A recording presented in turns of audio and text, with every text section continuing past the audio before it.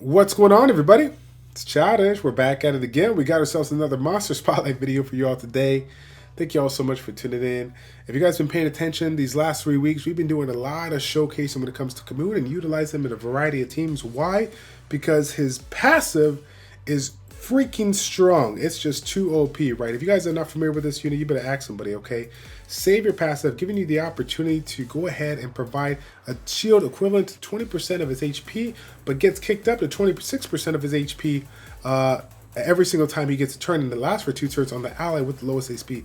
A really nice lifesaver when it comes to bringing a defensive unit to the mix that's not going to derp when it comes to the AI and providing the shield where you need it the most, right? When it comes to this unit, obviously the leader skill is extremely important here, but we're taking a look at that. We're focusing on the passive today. As you guys know, my favorite combination that I've been utilizing has been Khmun, Theo, and Iris, right? Iris with that heal passive as well as Khmun's shield gives me a nice blend. They work really well, and making sure Theo stays alive so that I can do work, get the damage in, taking advantage of that speed lead that Khmun is bringing so I can do even more damage when it comes to Theo. Now, some people don't have Iris and some people don't have Theo.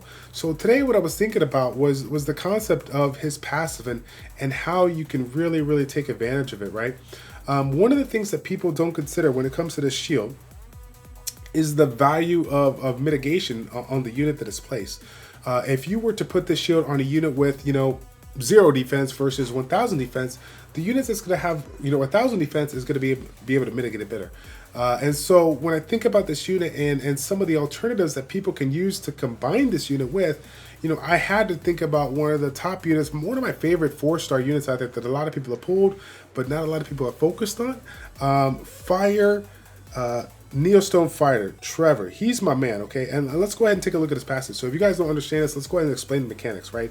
Brawler's Will, okay, decreases. As your HP decreases, the damage inflicted on the enemy will increase, and the damage you receive will decrease, right? So as he gets lower, his damage just ramps up, as well as the ability to mitigate damage is going to be great.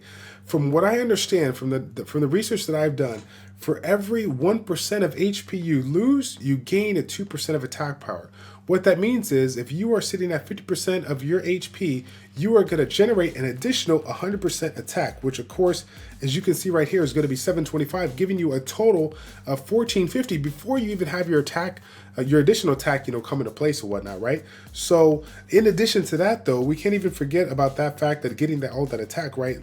Don't forget about the defensive aspect. The defensive aspect, from what I understand, from what I've collected, it's a 0.5% damage reduction for every 1% HP, right? So ultimately, if you were to lose 50% HP, you are going to receive a 25% damage reduction, which is almost similar to the Wind Monkey King or whatnot. So keeping that in mind, being able to reduce the damage that you do, combine that with the shield that you're providing is going to give you that safeguard that you need to keep him alive while maintaining your HP low. If your HP stays low, you're going to provide a lot more damage when it comes to this particular team. And so I'm really excited for you guys to give it a go, play around with it. Hopefully, as you guys know, when it comes to testing out these different units or whatever combinations you use, I'm a big advocate of not really messing around with it too much until you get those units max skilled out.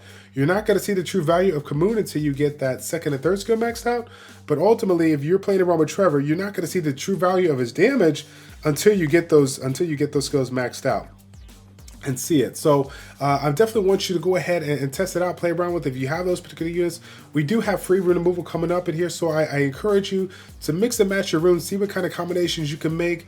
I don't know, you can play around with a variety of stuff, a little bit of Khmun, Orion, Trevor. Orion providing his defense break with the attack bar manipulation.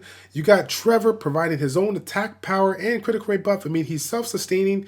Depending on what kind of runes you build, there's the options are limitless. So I'm a big fan of this particular combination. I hope you guys get an opportunity to try. What I'm going to go ahead and do is feature just a small clip of a recent Guild War fight we had where I basically took Khmun and Trevor 2v3 on a composition just to kind of showcase you how this particular team works and how it can probably work in your favor, right? So again, thank you guys so much for tuning in. I hope you guys enjoyed this little clip. If you did, don't forget to smash that like button. And if you haven't already, please do follow me on Facebook and Twitter so I can give you guys some sneak peeks of what's going down next week, as I'm going to be talking about different ways on how you can incorporate Khmun in a couple of different teams, as well as if you're having a hard time fighting this particular unit in the Guild War defense, what types of combinations or units you can utilize to go ahead and counter the Khmun comps that you see in the meta today, all right? That is it. I am done. It's your boy Childish from ChildishPlays checking out. Take care, and we will see you in this next clip. I'm out.